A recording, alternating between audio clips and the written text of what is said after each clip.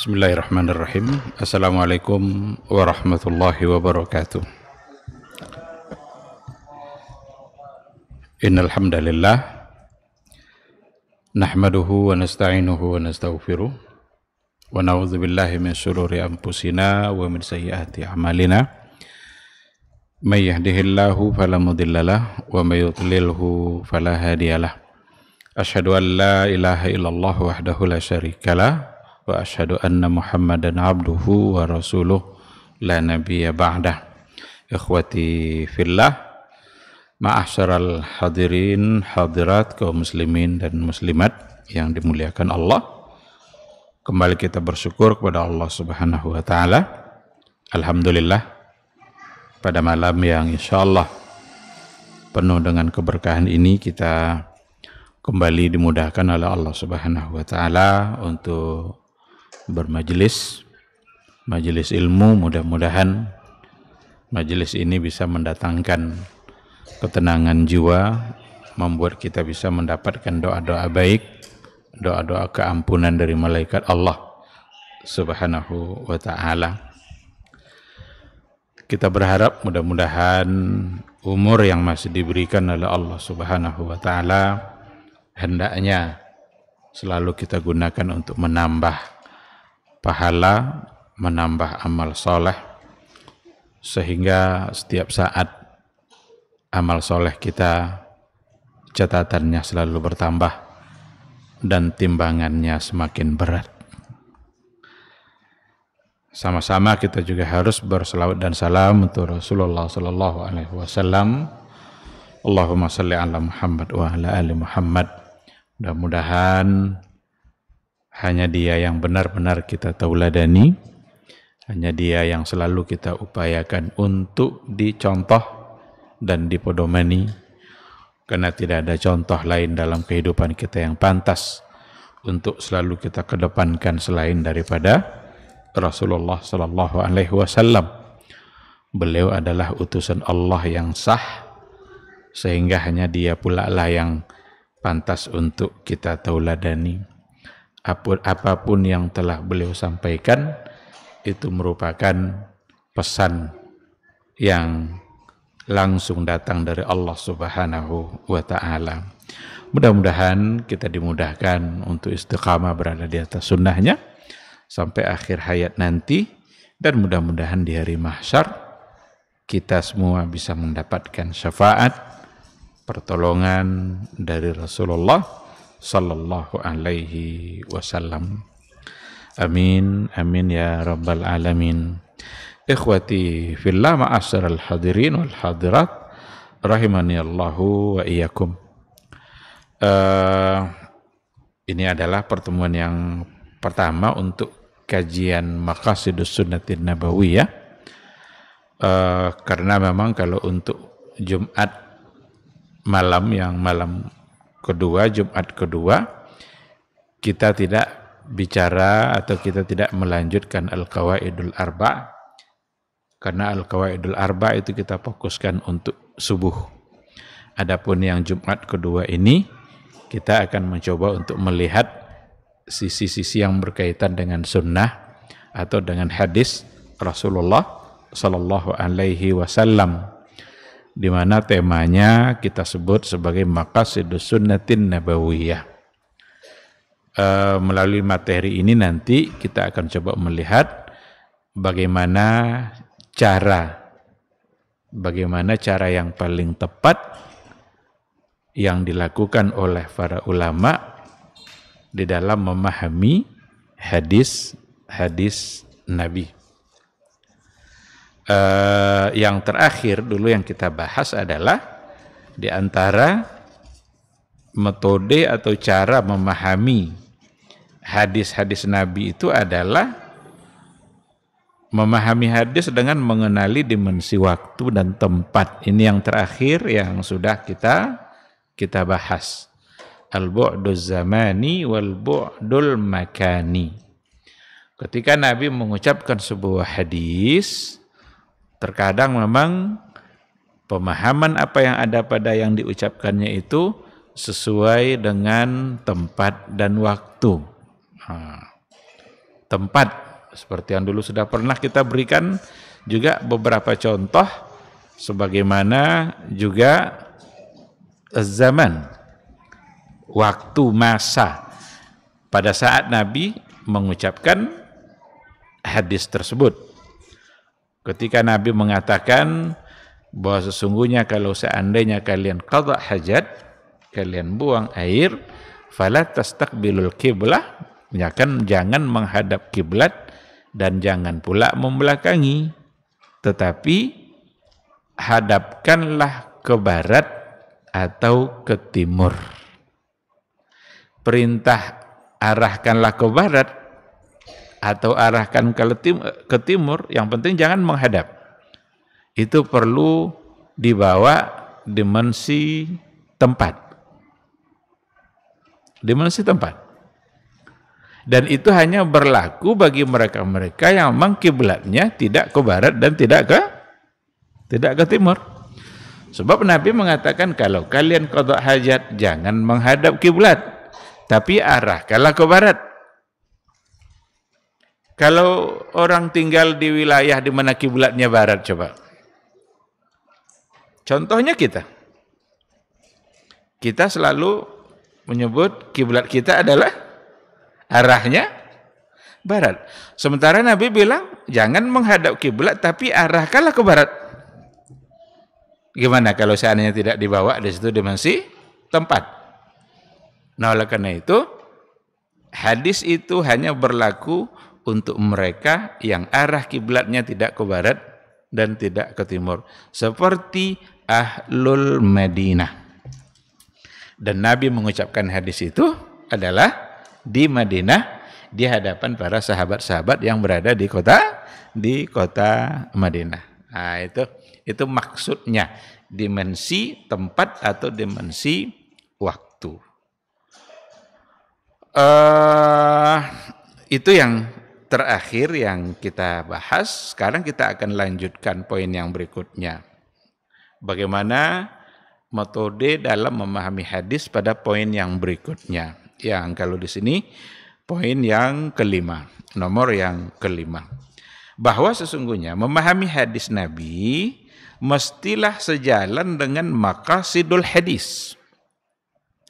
Sejalan dengan maqasidul hadis. Maqasid atau tujuan apa sebenarnya yang ingin dicapai dari apa yang diucapkan oleh Rasulullah Sallallahu Alaihi Wasallam. Nah, yang dimaksud dengan maqasidul hadis adalah tujuan atau maksud dan sasaran yang ingin dicapai oleh hadis itu sendiri atau oleh ungkapan Nabi. Sebab Rasulullah Sallallahu Alaihi Wasallam ketika ia mengungkapkan atau melakukan sesuatu, maka disebabkan, ada saatnya disebabkan oleh satu tujuan yang ingin dicapai, agar apa yang dia ucapkan atau yang dia lakukan itu menjadi tidak sia-sia. Nah, oleh karena itu nanti kita melihat ada sesuatu yang diucapkan oleh Rasulullah Sallallahu Alaihi Wasallam. Nabi mengucapkan sesuatu. Dari ucapan Nabi itu dipahami bahwa yang diinginkannya adalah maksud dari ucapan itu. Tujuan yang ingin dicapai oleh yang diucapkan beliau. Tidak mesti semata-mata apa lafaz yang beliau ucapkan. Nah, dari sini para ulama membagi bahwa sesungguhnya sunnah atau hadis Nabi dalam kaitannya terhadap maqasid ini, itu para ulama membagi kepada dua. Ada yang disebut dengan hadis-hadis atau sunnah yang bersifat ta'abbudi dan tauqifi. Ta'abbudi dan tauqifi. Ta'abbudi itu sesuatu yang memang tidak bisa diutak-atik. Ketika Nabi mengucapkan sesuatu, itulah yang harus kita lakukan. Tidak boleh dirubah sama sekali. Karena sifatnya adalah ta'abbudi, ta'akuli. Ta'abbudi tauqifi, bukan ta'akuli. Ta'akuli nanti kebalikannya. Ta'abbudi itu sesuatu yang sifatnya ibadah. Nabi mengucapkan sesuatu dan itu pula lah yang harus harus kita lakukan. Ketika Nabi mengatakan bahwa sallu kama ra'aitumuni usalli. Salatlah kalian sebagaimana kalian melihat aku salat. Itu hadis. Dan hadis ini ta'abbudi. Semua perbuatan salat mesti kita lakukan sesuai dengan apa yang telah diajarkan oleh Nabi. Karena dia sifatnya ta'abbudi. Kita tidak memandang sekarang ini dari sisi maqasid, dari sisi tujuan. Kenapa sholat itu dilakukan? Karena kalau ditanya, kenapa perlu kita sholat? Ayat sendiri yang menjawab. Aqimis salata li dzikri umpamanya. Dirikanlah sholat untuk mengingatku. Berarti sholat tujuannya adalah untuk mengingat Allah. Aqimis salata li dzikri. Itu maqasidnya, itu tujuannya. Tetapi hadis sallu kama ra'aitumuni usalli itu sifatnya ta'abbudi. Kalau ta'abbudi yang diucapkan itulah yang harus kita lakukan. Meskipun dia punya tujuan. Kita tidak cukup hanya sampai pada tujuan saja lalu kita tinggalkan apa yang diucapkan. Disinilah kesalahan ada aliran kelompok atau kaum yang disebut dengan kelompok eling. Pernah dengar enggak? Kelompok eling. Eling itu orang yang sholatnya hanya dengan cara mengingat Allah. Jadi kalau dia sudah ingat Allah berarti dia sudah sholat. Karena itu tujuan. Kalau sudah sampai kepada tujuan gimana? Berarti seolah-olah langkah-langkah ini tidak perlu lagi untuk dilakukan karena tujuan sudah tercapai. Jadi kalau mereka mau sholat, ya tinggal ingat saja Allah itu.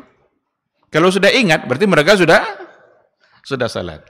Itu akan menjadi satu kesalahan. Pasti tidak bisa diterima. Kenapa demikian? Karena hadis sallu kama ra'aitumuni usalli, itu hadisnya adalah bersifat ta'abbudi. Benar-benar kita dituntut untuk melakukannya dan ibadah kita adalah dengan cara melakukan apa yang diajarkan. Ketika ada hadis yang menyuruh kita untuk berkorban, berkorban itu ibadahnya adalah dalam bentuk menyembelih. Itu yang ibadah korban itu. Iraqatud dam. Man kana lahu sa'atan walam yudahi fala yaqrabanna musallana. Barang siapa yang punya kelebihan rezeki lalu dia tidak berkorban, maka jangan dekat-dekat musalla kami. Ini hadis. Kurban itu ibadahnya adalah iraqatud dam. Untuk menumpahkan darah dengan cara menyembelih atas nama Allah. Ini ta'abbud kita, itulah ibadah kita. Mendekatkan diri kepada Allah dalam berkurban itu dengan menyembelih, dengan menumpahkan darah. Meskipun nanti ini ada maqasidnya, ada tujuannya. Tapi yang dipandang di sini bukan maqasidnya. Maqasidnya jelas ada, akan tercapai insya Allah. Apa maqasidnya? Memberikan makan atau memberikan sesuatu yang bisa dibagi-bagikan untuk menjadi kebutuhan banyak orang. Di antaranya adalah fakir miskin atau yang bukan fakir, karena kurban bukan hanya untuk fakir miskin saja. Ada untuk jatah-jatah yang lain. Nah, sekarang boleh enggak usah disembelih kurban itu, tapi uangnya aja dibagi-bagi. Umpamanya ada uang untuk seharga seekor kerbau. Umpamanya 20 juta atau 17 juta. Kurban itu ibadahnya adalah iraqatud dam. Kalau belum menumpahkan darah, mengalirkan darah, berarti belum kurban. Tujuannya apa? Memberikan sesuatu yang bisa memenuhi kebutuhan masyarakat, makanan. Sekarang enggak usahlah kita beli sapi ini, uangnya aja kita bagi-bagi, bisa? Uangnya bisa sampai enggak? Bisa terpenuhi enggak? Bisa. Nah, oleh karena itu kelompok pertama, hadis pada poin pertama itu ta'abudi. Mesti ibadahnya itu yang dilakukan. Tidak bisa diganti-ganti, tidak bisa dirubah-rubah. Sebab itulah yang ta'abudnya, itulah yang ibadahnya. Jadi apa istilahnya tadi?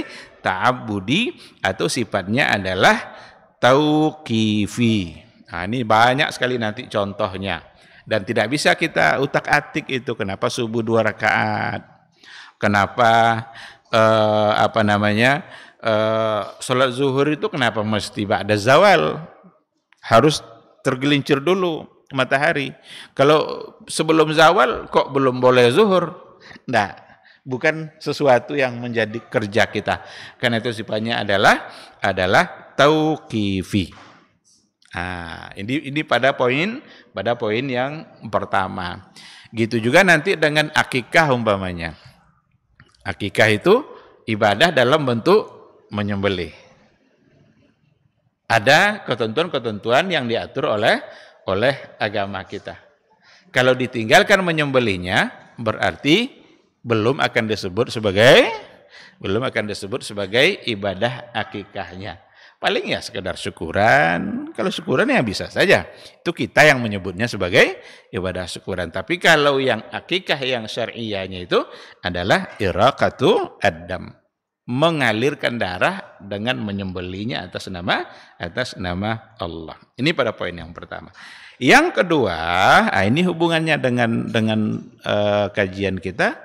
Yang kedua, hadis atau sunnah yang dapat dikategorikan kepada sesuatu yang diketahui maksud dan tujuannya, bahkan dapat diistilahkan dengan ta'akuli dan ma'kuliyatul ma'na.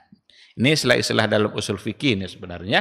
Kalau tadi ada ta'abudi, ibadah, ada ta'akuli, logis. Ada sesuatu yang akliyah. Ma'kuliyah itu al-ma'na, diketahui maksud dan tujuannya, bahkan penetapan hukum yang terkandung di dalamnya berdasarkan kepada maksud dan tujuan tersebut. Jadi ini adalah kelompok yang kedua untuk hadis Nabi. Kalau yang pertama tadi ta'abudi, kita mesti ikuti seperti apa yang dikatakan oleh Nabi. Salat diawali dengan takbiratul ihram. Boleh tidak kita tidak memulainya dengan takbiratul ihram? Tidak boleh. Nabi mengatakan bahwa sholat diakhiri dengan salam. Tiba-tiba kabur aja kita tanpa ada salamnya. Dan Nabi pun mengajarkan bagaimana cara salam itu. Ketika dirubah cara salamnya saja, itu saja sudah menjadi salah. Seperti dalam ibadahnya orang Syiah. Orang Syiah salamnya bukan dengan salam kanan, salam kiri.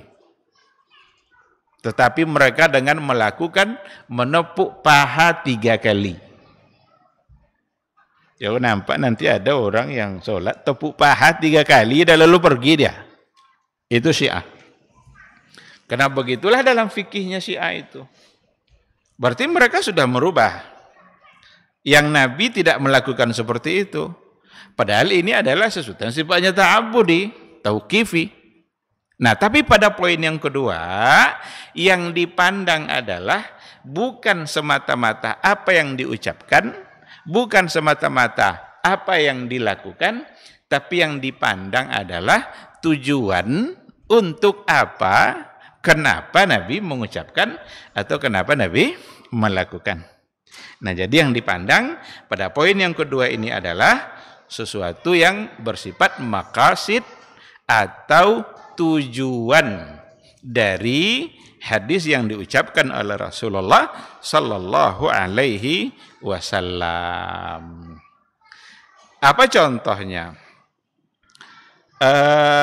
Ada sebuah riwayat, ini sebagai contoh yang biasa diangkat oleh para ulama dalam persoalan ini, seperti qala Rasulullah sallallahu alaihi wasallam, al-a'immatu min Quraisy. Al-a'immatu min Quraisy. Pemimpin itu mestilah dari suku Quraisy. Pemimpin itu mestilah dari suku Quraisy. Ini adalah hadis diriwayatkan oleh Imam An-Nasai. Ini hadis riwayat Imam An-Nasai. Secara tekstual, hadis ini mengatakan bahwa salah satu dari syarat menjadi pemimpin atau khalifah itu haruslah berasal dari suku Quraisy. Ini secara zahir hadis ini. Kalau kita bawa umpamanya ke kita hari ini, seandainya terjadilah bisalah terjadi khilafah umpamanya. Sementara Nabi mengatakan pemimpin harus dari Quraisy. Seandainya suku Quraisy itu sekarang sulit mencarinya, tak kemana-mana mau dicari. Lalu apakah berarti tidak boleh mengangkat selain daripada suku Quraisy?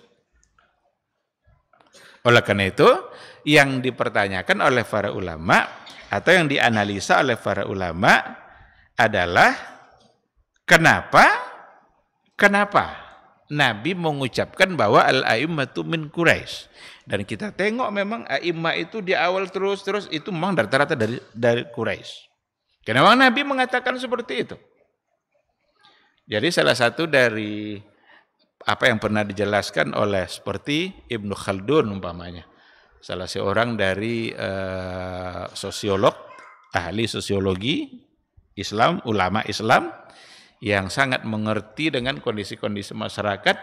Beliau termasuk di antara ulama yang berkeliling ke berbagai belahan dunia, dan beliau menulis sebuah buku, judulnya adalah Muqaddimah Ibnu Khaldun. Kalau ada dengar kitab Muqaddimah Ibnu Khaldun, itu adalah karya beliau yang berbicara tentang tabiat-tabiat manusia, masyarakat-masyarakatnya. Di situ ada salah satu alasan dan pembahasan beliau tentang terkait dengan al-a'immatu min Quraisy. Kenapa al-a'immatu itu mesti min Quraisy? Karena pada masa dahulu ketika Nabi diutus itu, yang paling disegani dari semua suku-suku dan kabilah Arab yang ada, itu adalah suku Quraisy. Dan Nabi berasal dari suku itu. Nabi berasal dari suku itu. Padahal kabilah banyak sekali pada masa itu. Ada Quraisy, ada suku-suku yang lain. Nah, dikarenakan oleh mereka yang paling disegani, maka yang paling pantas memimpin adalah mereka. Pemimpin Arab sebelum Nabi diangkat menjadi Rasul, datuknya sendiri. Abdul Muthalib itu kan datuknya Nabi, dan dia adalah orang yang paling disegani di Jazirah Arabia. Dialah yang memimpin ketika itu. Nah, sehingga dengan demikian dijadikanlah ilat atau alasan kenapa Nabi itu mengatakan seperti itu, sebab bahwa suku Quraisy adalah suku yang paling pantas untuk memimpin. Sehingga Nabi mengatakan al-a'immatu min Quraisy. Pemimpin itu datang dari Quraisy. Tadi sudah saya katakan, di sini juga dijelaskan bahwa Ibnu Khaldun, salah seorang dari sosiolog Islam, memberikan jawaban dalam memahami hadis ini. Beliau mengatakan bahwa kedudukan suku Quraisy yang sangat disegani serta kemampuan mereka yang sudah teruji dalam memimpin bangsa Arab membuat mereka pantas untuk selalu memimpin. Sehingga nanti pertanyaannya begini, seandainya satu saat nanti ketika kita tidak menemukan yang dari suku Quraisy itu, apakah tidak boleh mengangkat pemimpin dari suku selain Quraisy? Karena kalau tidak dianggap sebagai seperti yang tadi, maka mengangkat yang selain suku Quraisy berarti kita menyalahi hadis Nabi. Dan pemimpin yang mana yang dimaksud umpamanya? Kalau umpamanya sekarang di Arab umpamanya, apakah mereka itu Quraisy, dari suku Quraisy? Atau kalau kita di Indonesia mau memilih pemimpin, mau dicari suku Quraisy, bagaimana kita caranya untuk mencarinya? Oleh karena itu, ini salah satu dari contoh yang biasa diangkat oleh para ulama ketika bicara tentang hadis yang sifatnya ma'kuliyatul makna atau ta'akkuli. Ini contoh yang pertama. Jadi intinya ada pada kemampuan dan kualitas kepemimpinan seseorang, sehingga dialah yang pantas memimpin, karena pada masa itu suku Quraisy adalah orang yang paling disegani di Jazirah Arabia. Ada contoh yang kedua. Contoh yang kedua adalah as-siwak matharatun lil fami wa mardatun lirabbi. Siwak itu, bersiwak itu dapat membersihkan mulut serta membuat Allah menjadi ridha. Jadi matharatun lil fami, membersihkan mulut, wa mardatun lirabbi, untuk mendapatkan ridha Allah. Pada masa Nabi, siwak itu dengan menggunakan syajaratu arak. Ada pohon, ranting dari pohon, itu dari pohon arak istilahnya. Itulah siwak yang dipakai pada masa Rasulullah Shallallahu Alaihi Wasallam. Kalau di Arab sampai sekarang masih banyak yang menjual itu. Kalau kita mau ke Masjid Nabawi, di jalan itu, di pinggir-pinggir jalan itu banyak yang jual. 1 rial, sekali, 2 kali, 3 kali pakai, nanti dibuang. Kemudian beli lagi 1 rial, 2-3 kali pakai, nanti bisa dibuang.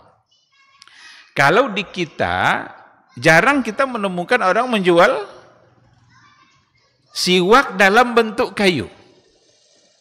Ada mungkin di sebagian tempat, di toko-toko seperti mungkin yang ada label-label sunnahnya, barangkali ya bisa ditemukan. Cahaya sunnah atau apa gitu, itu mungkin bisa ditemukan. Tapi jarang.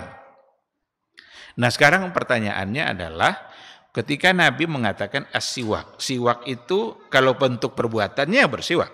Tapi kalau alatnya adalah dalam bentuk kayu. Maka pertanyaannya berikutnya adalah, apakah bersiwak dengan kayu tadi itunya yang diinginkan oleh Nabi atau tujuannya?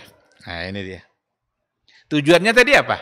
Matharatun lil fami wa mardatun lirabbi.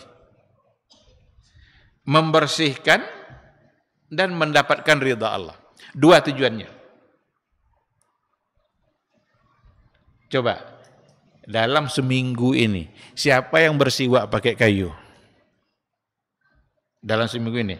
Tidak usah sehari ini, dalam seminggu. Siapa yang bersiwak dengan menggunakan kayu? Ada? Apakah berarti kita tidak mengikuti sunnah Nabi? Apa kita meninggalkan sunnah Nabi? Atau memang tidak mesti dengan kayu? Karena yang kita dapatkan sekarang ini bukan dalam bentuk kayu. Ada sikat giginya, ada odolnya. Katanya memang kalau pakai kayu itu katanya luar biasa pengaruh kekuatan gusi. Dan katanya sudah ada penelitiannya.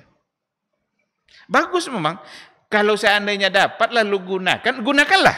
Tidak ada masalah. Bukan pula berarti tidak boleh dilakukan. Boleh saja. Seandainya nampak nanti orang jual kayu siwak itu, belilah tuh. Untuk mencoba pula gimana rasanya Nabi itu bersiwak. Karena itu yang ada pada masa Nabi. Tapi ketika itu di kita sulit untuk ditemukan, atau sekali-kali kita bisa menemukan.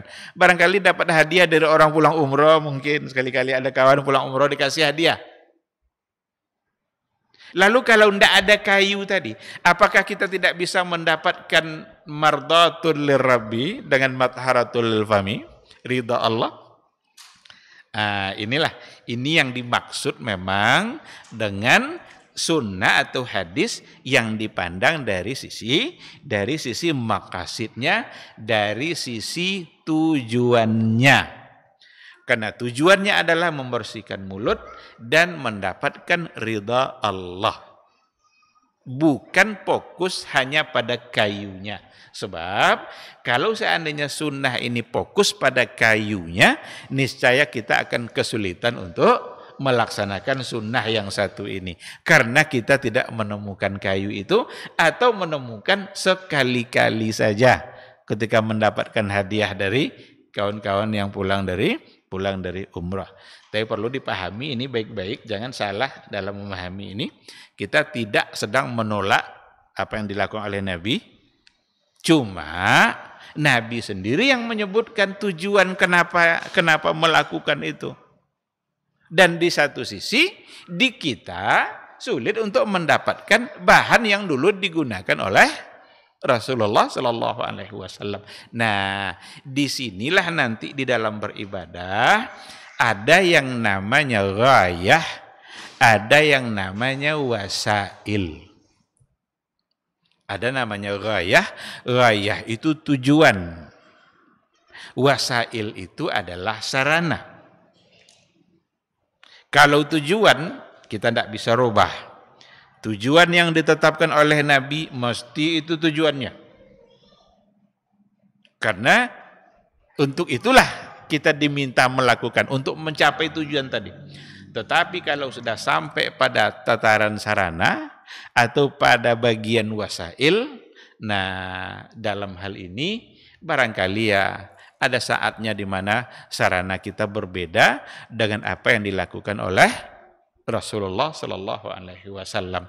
Tapi kalau kita mau melakukan sarana yang sama, silahkan.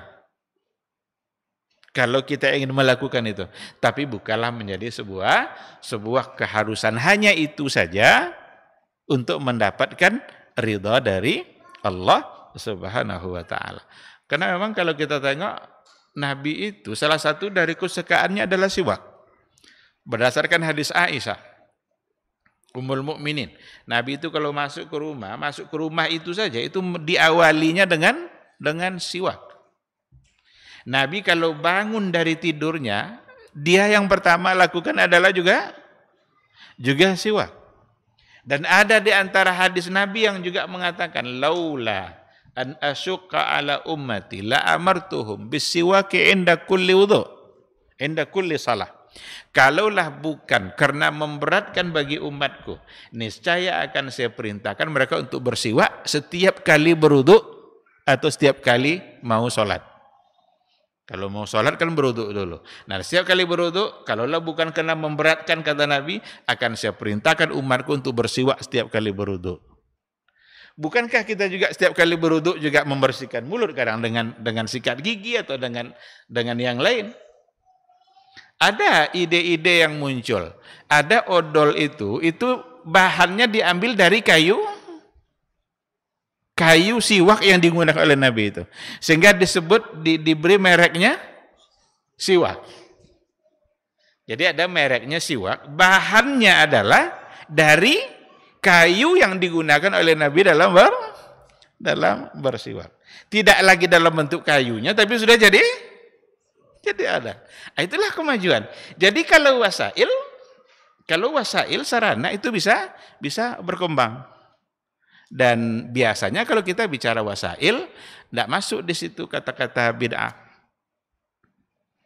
Karena banyak orang yang tidak paham soal wasail, kadang dihubung-hubungkan sama bid'ah.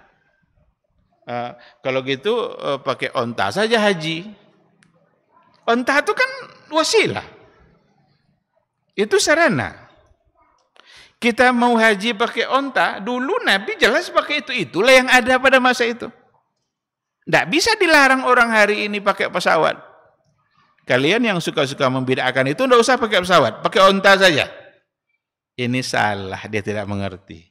Karena soal onta, pesawat, itu sesuatu yang sifatnya wasail, wasilah, sarana. Sarana dalam beribadah. Sarana dalam beribadah tidak masuk di situ istilah bid'ah. Karena kita tidak merubah ibadah, kita tidak menambah-nambah ibadah. Nah, masjid pakai keramik, mana ada pada masa Nabi? Kalau kita bacalah sejarah itu, masjid itu tanah, kalau hujan berarti dia basah. Kadang juga masuk hewan dari sana keluar dari dari sini. Nah, soal keramik, soal karpet warna hijau, warna merah, warna biru, itu bukanlah soal ibadah. Maka tidak masuk situ bid'ah. Apakah dengan sholat pakai karpet kita merubah sujud, merubah rakaat, merubah ruku kita? Enggak. Tapi kalau yang dirubah adalah ibadahnya, baru masuk dalam kategori bid'ah. Apa contohnya? Sujud dulu baru ruku. Berarti salah. Atau sujud Nabi 2 kali kita buat 3 kali. Berarti itu salah. Atau kita kurangi jadi 1. Padahal 2. Berarti itu salah. Karena menyangkut soal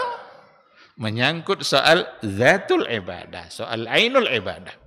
Soal ibadahnya. Bukan soal sarananya. Kalau persoalan sarana, kalau memang hanya bicara tentang sarana untuk menuju sebuah ibadah, maka sesungguhnya itu bisa berkembang. Maka tidak mengapa kalau seandainya kita menggunakan berbagai macam sarana-sarana yang ada untuk kelancaran ibadah kita. Masjid pakai AC, silakan saja. Masjid pakai kipas angin, silakan saja. Itu semua adalah bagian dari sarana, bagian dari wasilah. Maka dalam ibadah kita ada yang namanya wasilah, wasail, ada yang namanya nanti ghayah atau maqasid, tujuan. Nah, maka dalam hadis Nabi ternyata juga seperti itu. Ada sesuatu yang diucapkan oleh Rasul, ternyata yang diinginkan adalah tujuannya, bukan sarananya. Tapi ada memang di antara yang diucapkan oleh Nabi yang sifatnya ta'abudi, tauqifi, tidak boleh sama sekali untuk kita, rubah. Apa yang diajarkan oleh Nabi itu yang dilakukan. Kenapa kalau sholat hari raya itu takbirnya tidak cukup hanya dengan sekali? Kan sholat hari raya kan 7 kali, nanti rakaat kedua 5 kali. Kenapa demikian? Karena Nabi yang melakukan. Boleh enggak sholat sunat yang lain kita buat seperti itu? Enggak boleh. Sholat gerhana itu dalam 1 rakaat Fatihahnya 2 kali. Kenapa? Nabi yang melakukan itu. Kalau sudah Nabi yang melakukan, berarti itu sifatnya adalah sesuatu yang ta'abudi, ibadah, dan itu bukanlah menjadi wasail. Baik. Jadi dengan 2 contoh tadi, sekira dapat kita pahami, walaupun nanti ada di antara masalah-masalah yang diperselisihkan oleh para ulama. Apakah ini tujuannya atau memang itunya yang harus dilaksanakan. Nah, karena tidak semuanya nanti yang yang disepakati. Ada yang diperselisihkan. Di antara para ulama mereka bisa berbeda pendapat. Apakah ini hanya sebagai wasilah ataukah memang ini yang diinginkan adalah tujuan? Apa contohnya? Contohnya adalah dalam persoalan zakat fitrah. Zakat fitrah. Apakah memberikan zakat fitrah pakai makanan pokok itu sebagai sarana atau memang harus itu? Nah, di sini ada perbedaan di kalangan para ulama antara jumhurul ulama dengan Abu Hanifah. Kalau jumhurul ulama mengatakan bahwa zakatul fitri, zakat fitrah memang yang diinginkan adalah memberikan makanan pokok oleh 3 imam. Sementara oleh Abu Hanifah, beliau berbeda dengan jumhur. Beliau berbeda dengan Malik, Syafi'i dan Ahmad. 3 imam besar, imam mazhab. Itu diselisih oleh Imam Abu Hanifah. Karena Abu Hanifah mengatakan bahwa dalam persoalan zakat fitrah intinya adalah pada tujuannya, bukan pada pada makanan pokoknya. Apa tujuannya? Tujuannya adalah untuk memberikan kebutuhan orang-orang fakir miskin di hari raya. Apa konsekuensi dari perbedaan itu? Abu Hanifah membolehkan zakat fitrah dengan selain makanan pokok boleh diberikan dalam bentuk uang. Karena bisa mencapai tujuan. Sedangkan jumhurul ulama mengatakan tidak boleh, sebab menurut mereka yang intinya tidak sekedar memberi makanan pokok, tapi memberikan kebutuhan, tapi harus dalam bentuk makanan pokok. Jadi berbeda. Terjadi perbedaan, masing-masing berpegang dengan alasannya, dan sampai hari ini pun ulama-ulama kontemporer juga masih berbeda. Ada yang mendukung Abu Hanifah dan ada pula yang mendukung jumhur al-ulama. Yang mendukung Abu Hanifah membolehkan untuk dibayar pakai uang. Sedangkan yang mendukung jumhur mengatakan tidak boleh karena mereka tidak menganggap ini sebagai wasilah. Ini dianggap sebagai ibadah. Yang ibadahnya itu adalah memberikan makanan pokok. Tapi oleh Abu Hanifah, enggak. Adalah tujuannya mengayakan orang-orang fakir pada saat hari raya.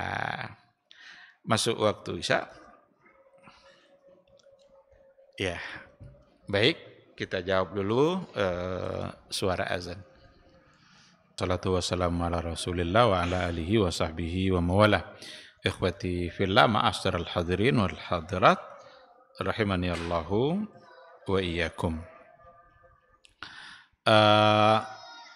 Tadi sudah kita sampaikan bahwa salah satu dari metode dalam memahami hadis Nabi adalah ketika kita memahami hadis dengan mengaitkannya dengan tujuan atau maqasidul hadis. Maqasid dari ucapan Nabi, maqasid dari sunnah. Itu berlaku untuk sunnah-sunnah yang memang yang diinginkan adalah maqasidnya. Seperti yang sudah kita contohkan. Jangan nanti salah. Karena ada hal-hal yang kita tidak boleh sembarangan untuk memandang dari sisi itu. Karena apa yang diinginkan oleh Nabi dalam hadisnya itulah yang diinginkan. Oleh karena itu ada satu catatan sebelum kita bertanya jawab. Ada satu hal yang harus ditekankan di sini bahwa illat dan maqasid dari sebuah hukum tidaklah ditentukan oleh akal semata. Tidak ditentukan hanya oleh pikiran, oleh akal seseorang. Oh, ini menurut saya kayaknya begini nih. Enggak, bukan hanya oleh akal semata. Akan tetapi haruslah didukung dan diperkuat oleh alasan-alasannya, oleh karinah-karinahnya, indikasi-indikasinya, serta kemaslahatan yang dikedepankan adalah kemaslahatan yang mu'tabar, bukan kemaslahatan yang asal-asalan. Nah, kalau seandainya nanti diberikan peluang kepada akal untuk menganggap bahwa ini bukanlah ini maksudnya, lalu bisa dirubah hanya oleh kemaslahatan dalam pandangan akal semata, itu tidak bisa. Harus didukung. Saya berikan contoh, didukung oleh dalil ya, atau ada indikasi-indikasi yang lain.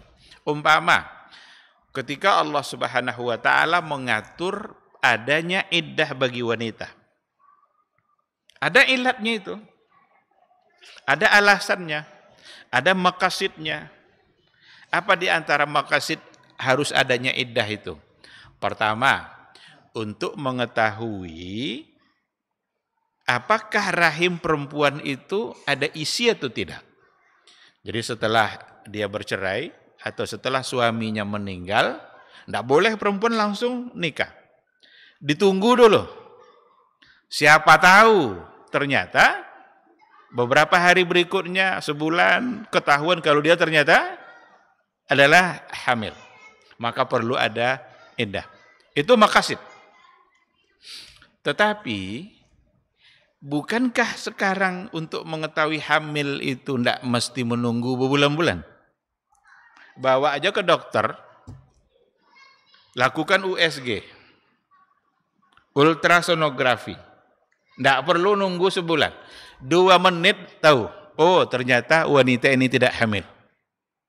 Sekarang pertanyaannya, kalau memang sudah dipastikan tidak hamil, apakah tidak perlu lagi ada iddah? Karena kemajuan teknologi sudah canggih. Kalau memang tujuannya adalah itu, maqasidnya adalah itu, apakah tidak perlu lagi adanya iddah? Adanya iddah tidak akan mungkin bisa berubah. Tetap harus ada. Ada lagi tujuan yang kedua. Maqasid yang kedua, kenapa harus ada iddah? Tidak boleh langsung nikah. Agar diberikan kesempatan berpikir. Umpamanya dia bercerai, tidak boleh langsung nikah yang perempuan ini, ada iddah dulu. Siapa tahu seminggu berikutnya berubah pikiran, lalu kemudian rujuk. Kan boleh rujuk, boleh kembali. Kalau dia sudah nikah, suaminya tidak mungkin lagi untuk kembali. Sementara dia punya hak untuk rujuk. Nah, sekarang ada iddah agar dia bisa kembali. Tapi kenapa kalau seandainya suaminya meninggal, tetap harus ada iddah? Kan tidak mungkin kembali kalau sudah meninggal. Apakah kalau nanti pas meninggal lalu tidak perlu ada iddah? Karena tidak mungkin kembali? Tidak juga. Nah, oleh karena itu, tidak bisa bermain-main akal dalam menentukan, oh ini karena sudah ada teknologi yang canggih, sehingga bisa ketahuan dia tidak hamil, sehingga iddah tidak perlu. Tidak. Karena masih tersisa satu alasan dalam persoalan iddah. Apa alasannya? Alasannya adalah menjalani masa iddah itu adalah ibadah bagi seorang perempuan. Itu ketaatan perempuan kepada Rabbnya ada pada saat menjalani masa iddah. Jadi berpahala dia ketika ia menjalani masa iddah dan menjaga semua ketentuan-ketentuan agama. Nah, oleh karena itu, untuk mengatakan bahwa hadis ini yang dimaksudkan adalah maqasidnya, bukan semata-mata ungkapan Nabi itu perlu diperkuat oleh alasan-alasan yang kuat, indikasi-indikasi untuk mendukung, bukan hanya semata-mata dalam pandangan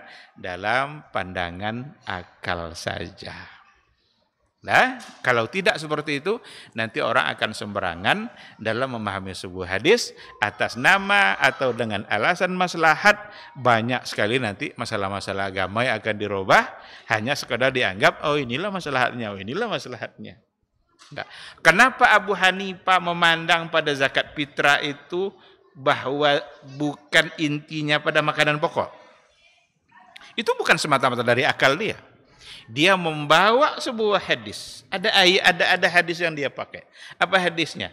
Karena Nabi mengatakan, "Ugnuhum anis su'al dzalikal yaum."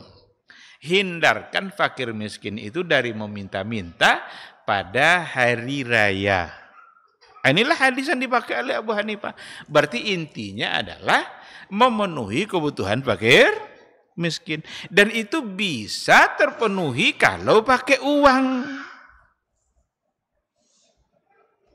Pakai makanan pokok bisa, pakai uang juga bisa. Sebab intinya ugnuhum anis su'al, hindarkan mereka dari meminta-minta pada hari raya. Nah, terlepas dari mana yang lebih kuat, tapi yang jelas ini adalah perbedaan ikhtilaf di kalangan para ulama. Ada yang bertahan dengan pendapat jumhur, tapi ulama-ulama kontemporer banyak yang mendukung pandangan dari Abu Hanifah. Wallahu subhanahu wa ta'ala a'lam.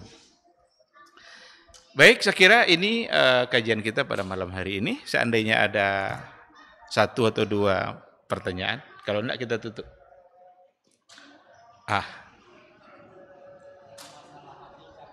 Masalah akikah.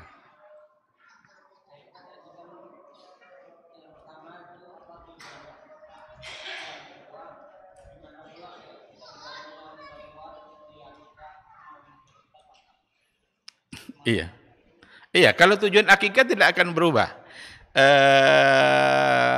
Cuma kita barangkali entah diakikahkan oleh orang tua, entah tidak. Maka muncul persoalan, boleh tidak mengakikahkan diri Diri sendiri. Ada lagi yang lebih ekstrim pertanyaannya, boleh ndak anak mengakikahkan ayahnya? Ada pertanyaan itu dalam bukunya Syekh Muhammad bin Shalih Al-Utsaimin. Kan anaknya sudah kaya nih. Ayah dari anak ini dulu belum diakikahkan oleh atunya. Sekarang boleh ndak anak ini mengakikahkan ayahnya? Kalau kita kembalikan kepada ketentuan agama, sunnah Rasul, akikah itu adalah tanggung jawab dari orang tua. Tanggung jawab dari orang tua terhadap anaknya. Al-maulud itu marhunun bi aqiqatihi. Anak yang dilahirkan itu digadaikan dengan akikahnya. Nah, ketika orang tuanya mampu, lalu dia tidak mengakikahkan, berarti orang tuanya salah. Karena dia mampu tapi tidak mengakikahkan. Nah, kalau seandainya orang tuanya tidak mampu, berarti itu di luar daripada kemampuan. Kalau di luar daripada kemampuan, ya jangankan persoalan akikah, banyak hal-hal lain yang kita tidak mampu, yang Allah juga bisa memaafkan. Nah, oleh karena itu, kalau kita tengok kehidupan orang-orang tua pada masa dulu, jangankan untuk mengakikahkan anaknya, untuk makan saja, untuk makan saja payah. Dan akikah itu kalau secara sunnah ya pakai kambing. Ada lagi di kampung-kampung kadang mereka tidak menamakan akikah dan tidak pakai kambing. Cukup sekedar syukuran, nanti ayam, beli ayam banyak-banyak. Di kampung-kampung, di kampung saya pun dulu itu jarang disebut akikah yang kalau pakai kambing itu. Ya ada adalah undang orang makan dalam bentuk syukuran, tapi tidak ada kambingnya. Padahal sunnahnya adalah kambing. Kalau laki-laki 2, kalau perempuan 1. Nah, oleh karena itu, seandainya memang orang tua kita tidak mampu, berarti gugur baginya kewajiban itu. Bahkan harinya pun ada, hari ke-7. Intinya ada pada hari ke-7. Ada yang mengatakan kalau enggak nanti pindah ke 14, kalau enggak pindah ke 21, tapi intinya ada pada hari yang ke-7. Nah, oleh karena itu, kita tidak perlu mengkhawatirkan apakah diakikahkan atau tidak, apalagi kalau memang orang tua kita tidak mampu. Bolehkah mengakikahkan diri sendiri? Wallahu a'lam. Ada yang menggunakan sebuah hadis tetapi didhaifkan oleh para ulama riwayat itu. Iya, ada riwayat mengatakan Nabi mengakikahkan dirinya sendiri. Riwayat itu didhaifkan oleh banyak ulama. Kalau ada orang yang ingin memberikan dalam bentuk syukurannya, ya syukuran itu kan boleh. Mensyukuri kelahiran dia lalu kemudian dia dia sembelih, insya Allah tidak mengapa.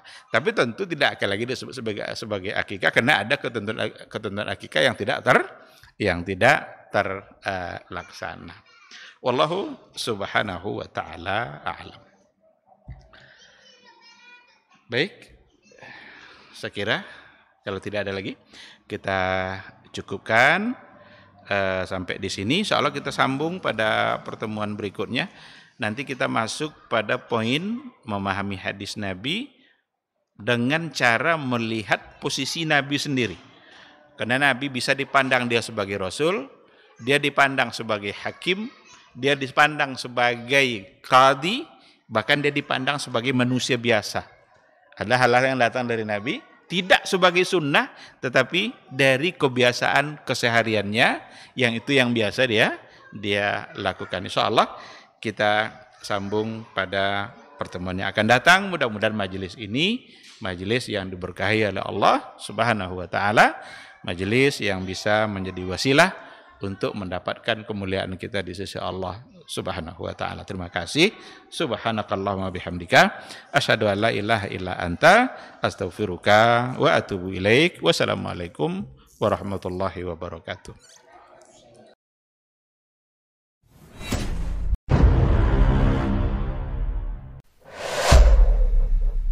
Dunia dan seisinya ini bagi Allah tak sama nilainya dengan sebelah sayap lalat.